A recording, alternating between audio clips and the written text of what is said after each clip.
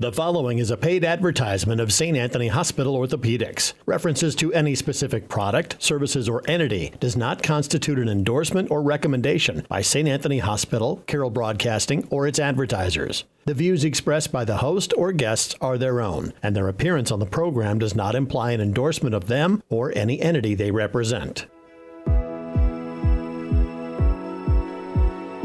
Welcome to the St. Anthony Hospital Orthopedic Show with Dr. Richard Godding. Dr. Godding specializes in joint preservation, reconstruction, and replacement surgery, and brings over 25 years of orthopedic excellence to St. Anthony Hospital and to the Carroll area. For more information about Dr. Godding, his practice, or St. Anthony Orthopedics, go to santanthonyhospital.org or make an appointment by calling 712-794-5536.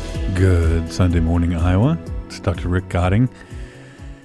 Thank you for spending some time with me here this morning, and we have now had another Thanksgiving. Now, Thanksgiving is one of my very, very favorites. I talked about that, it's basically Christmas, Easter, and Thanksgiving are my favorite holidays, which makes sense, I guess. But as far as what I love about Thanksgiving is that it's just that. It's just everybody is supposed to get around a table with family and friends or family or friends and just really hopefully express gratitude for how good we have it, because we have it awfully, awfully, awfully good in this country. And if you haven't traveled outside the country significantly, then you might not even realize just how good we have it. I've done a lot of traveling and, worked in some other countries and seen what healthcare is like in places like Africa and Indonesia and Fiji and the Philippines. And, you can kind of base everything in a country off of how their healthcare system is. In other words, if you just flat out cannot get treatments because they're just not available to anyone but the rich people in your country, then you can kind of figure that most of the other things that we take for granted are not going to be as available in that country as well. And so it's just nice to sit around and be thankful and have gratitude, because we all are so very blessed. I mean, just to live in America and have the opportunities that we have here, and really living in Iowa's a very nice place to live. It certainly is. I've lived a lot of other places, and we definitely enjoy living in Iowa. And, there's just all of these things. Now, as you are listening to this, am just probably arriving home back in Iowa from visiting my mother and my grandmother and my aunts and uncles, but basically my family in Tulsa, Oklahoma.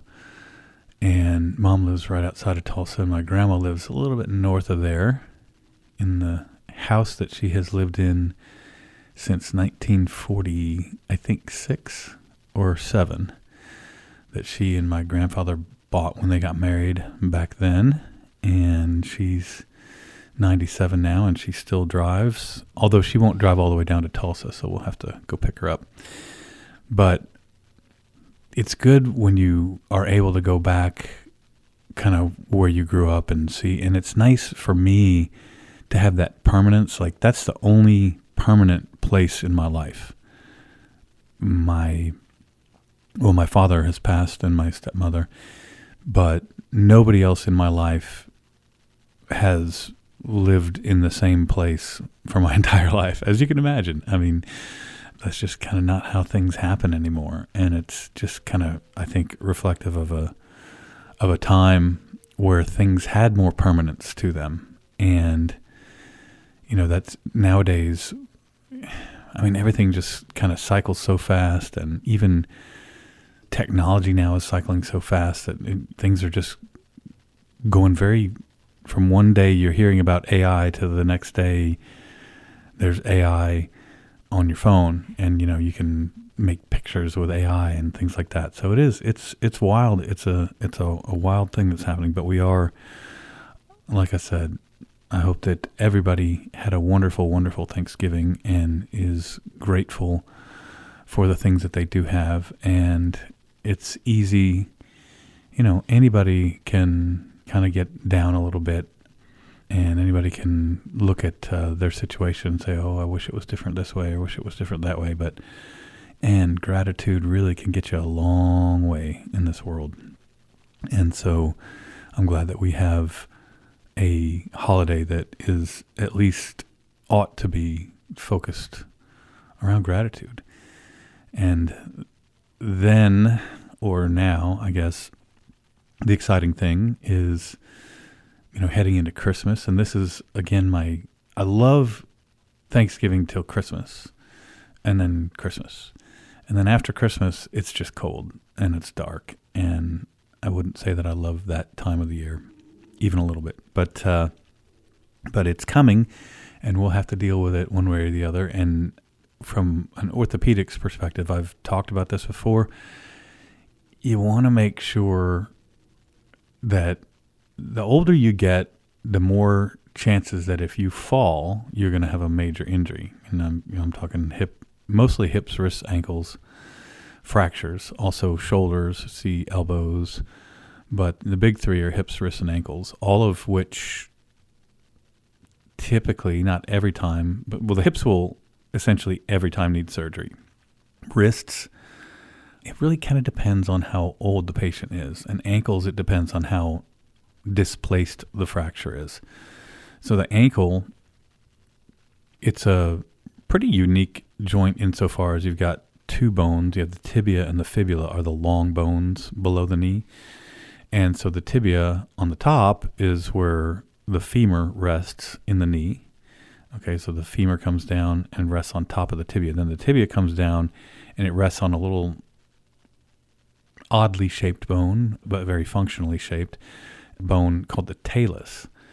And the talus is I guess you would call it your ankle bone. But the ankle is made up of these three bones, essentially, which is the tibia, which is the big bone in the lower leg below the knee and above the ankle.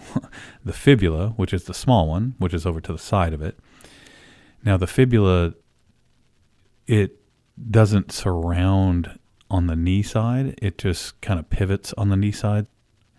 If you were to lose the top part of your fibula, it wouldn't really, as long as your ligaments were still functioning, it wouldn't really mess up your knee function to the extent that losing the fibula down on the ankle side would, because the ankle, if the fibula is not there, the talus will just slide out from under the tibia.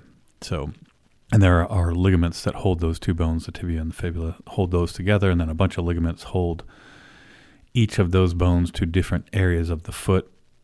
And so when you do fracture, and when I say fracture, if people don't know, fracture is just Latin for broken. So if some people are still under the mistaken idea that a fracture is a term that we use for a broken bone that is less severe than other broken bones, that's not the case.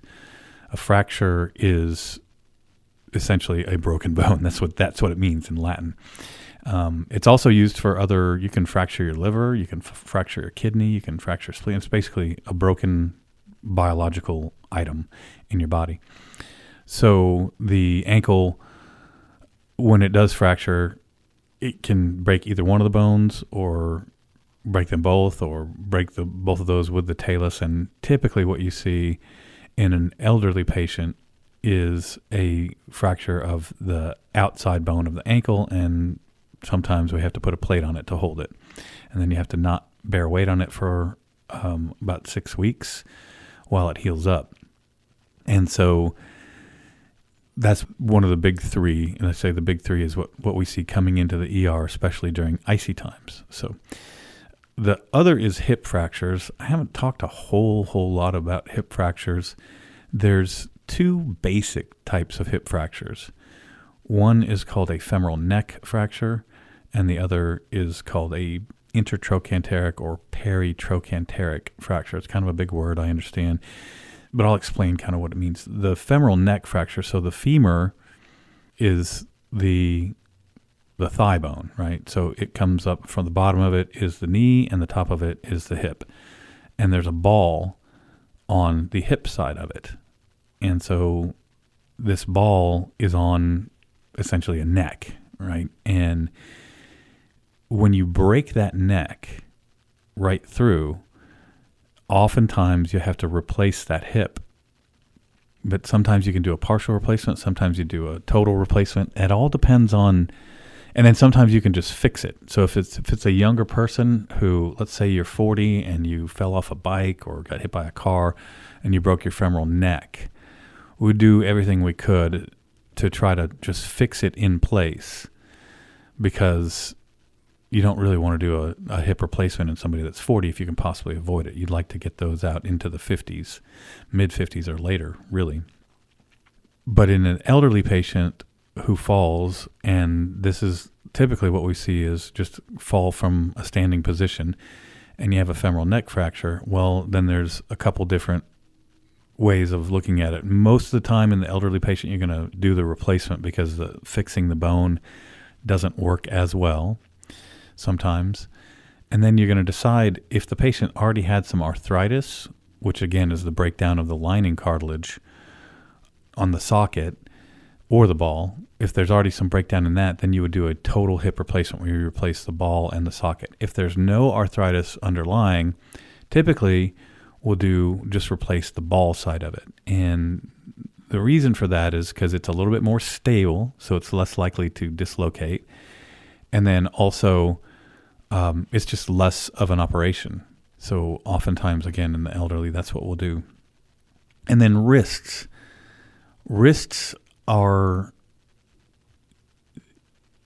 again, very, very different depending on how old the patient is. Now, the wrist is the radius bone and the ulna. Those are the two bones of the forearm. The radius rotates and the ulna kind of holds its position around it and rotates a bit too. But the radius is the bone that is fractured almost always when we talk about a wrist fracture. And in a wrist fracture, in the younger the patient, it's interesting because in a kid, like a kid that's 2 or 3, you almost, or younger, let's say 4, 5, all the way down.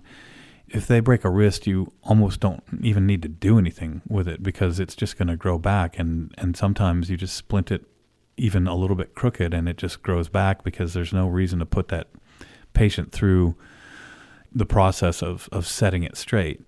And once you get to be 10 or 11, you have to be a lot more cautious because see what happens with the kids is as they grow, the break in the bone is going to straighten out just part of the process of growth is the bones are going to go where they're going to go. So what you do to them while they're growing, unless you damage the growth plate itself, if you don't damage the growth plate itself, typically the bones are going to go where they were going to go, whether you break them or don't.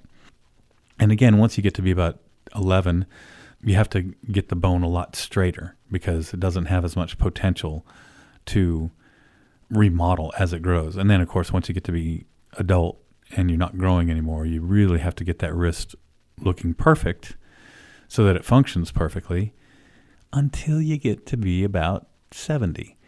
And then all the literature shows, all the medical studies and all the textbooks and every test question will say that a patient over 70 years old, if you have a broken wrist, most of them will do very well without any kind of significant surgery or even really making too big of an effort to try to straighten it out. Now, it does depend on the fracture. Sometimes they're so bad you got to do something, right?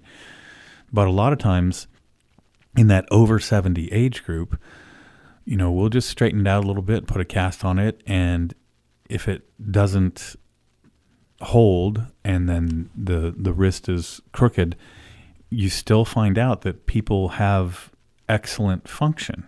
And once you get to be 70, it's all about function, right? And there are drawbacks to doing the operation in that age group, a lot of times, sometimes if I do it, because sometimes they're just it's so shortened, like the wrist is so shortened or so crooked that you can't let it sit. You just have to go do something. And sometimes because that bone is so osteoporotic, and osteoporosis is when the bone starts to weaken with age, essentially, that weak osteoporotic bone will settle down. So you put a plate with screws on, and then the screws, it's not that the screws are cutting through, it's that the bone is settling down onto the screws. But on the x-ray, it looks like the screws are cutting through. And so then you have screws in the joint. So then you have to go take the plate out. So fractures, I mean, I guess my main issue is I want to talk about the fact that it's getting ready to start being icy. You need to make sure every time that you're paying attention and that your sidewalks are well maintained and all that stuff, and stairs, and be careful of that stuff. And then I just wanted to talk about what actually happens when you fall. And it's typically, if you're over 70 and you fall, you have a very good chance of breaking your hip, your wrist, or your ankle. The next most common one would be the shoulder. And the shoulder, sometimes we will operate on it and sometimes we won't. And again, it all depends on the fracture pattern. So if it's a certain type of fracture, we can put a plate on it. And other types of fractures, we have to replace the shoulder itself. And a lot of them, though, in the over 70, a lot of them you don't have to do a lot, because the shoulder, again, once it heals up, your function is relatively pretty good, even if your x-ray doesn't look perfect. So you get a lot of times you'll have patients come in to the office and they've had a fracture, and the ER doctor sometimes will say, it looks like you're going to need surgery, and then they don't, or they tell them that you're not going to need surgery, and then you do. So it's just there's a whole lot out there to know about as far as what to do with particular fractures of particular bones, and even particular areas of particular bones and patterns. There's a lot. If orthopedic surgeons only did fracture care, it would still be a ton of things that we would have to understand and know how to do. And some orthopedic surgeons don't do much fracture care, if any, but somewhere along the line, you probably did if you're an orthopedic surgeon. And certainly during your residency, you would have been really comfortable doing fractures. And, for me, I've always been in the community I focus my practice on shoulder and knee surgery, because that's what I did my fellowship training on, which is that extra training I did after my regular residency that every orthopedic surgeon does. I went and did some extra shoulder and knee surgery training. So I really like that, and I try to do as much of that as I can, because that's what I'm, specially trained in and what I enjoy. But I've always taken care of fractures, and I enjoy taking care of fractures, and they are one thing that's pretty cool, especially like a hip fracture, is you'll see a patient who's really in a bad situation. They can't walk and they're in a lot of pain, and you take them to the operating room, and the next day or later that day they can walk and they're in less pain. So hip fractures are a relatively satisfying type of surgery to do, because it is such a major impact and it's so immediate. And I am thankful to be an orthopedic surgeon. I tell you, talk about having gratitude. I'm really grateful that I was blessed with the talents and the abilities to do it, because I really enjoy taking care of people. It was a couple years ago, before my partner, Dr. Dirks, started at least coming, I was really, really, really, really, really busy, and I really didn't get as much time to kind of develop relationships with the patients and, in the room. And I've always really enjoyed that. When I was in Kauai, I used to squeeze fresh orange juice and take it to my patients on Saturdays. I just always enjoyed that interaction. And now that there's two of us and it's not as overwhelmingly busy as it was before, I really am enjoying and I'm grateful for just the interactions I get with the wonderful people that I get to see in my clinic, because I do love my patients, and like I said, we're just talking about gratitude today, and I'm grateful for the whole situation. So with that, again, I hope everybody's having a grateful day, and go have some turkey leftovers, and you have a blessed week, Iowa. This has been the St. Anthony Hospital Orthopedic Show with Dr. Richard Godding. For more information about Dr. Godding, his practice, or St. Anthony Hospital Orthopedics, go to www.santanthonyhospital.org or make an appointment by calling 712-794-5536.